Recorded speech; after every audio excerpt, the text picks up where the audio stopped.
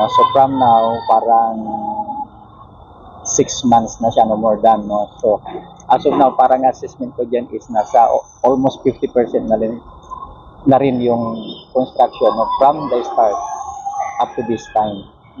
So actually, alam ko dyan is 365 working days po yan. At hopefully by start ng school year 2026-2027 ay magagamit na po yan. Mga time or days na stop po sila. Actually nung Super Typhoon Yuan, parang na-stop po sila ng ilang days dyan. No? And then comes nitong Christmas vacation, nakabakasyon rin yung mga trabador diyan. So yun yung mga challenges namin.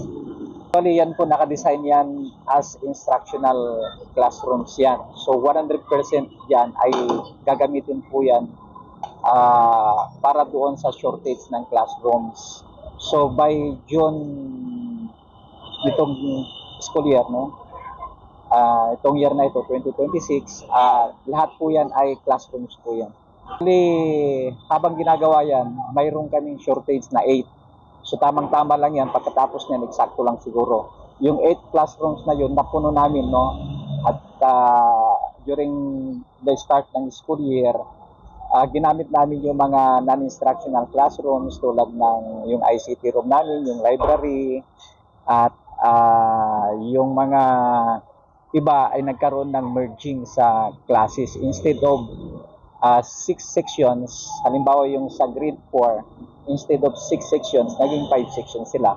Yes, actually nag-increase ang enrollment dito. No? Last year kasi 1,204 yata. This time 1,248. So parang may isang classroom na naman additional. Yes, sir. Yes, sir. Well, kami ay nagpapasalamat, no, lalong-lalo na sa ating Parent Teachers Association, especially yung mga officers natin, no. Kasi sila yung nagli-lead na co-coordinate sa ating o sa lahat ng parents dito with regards sa mga activities ng school.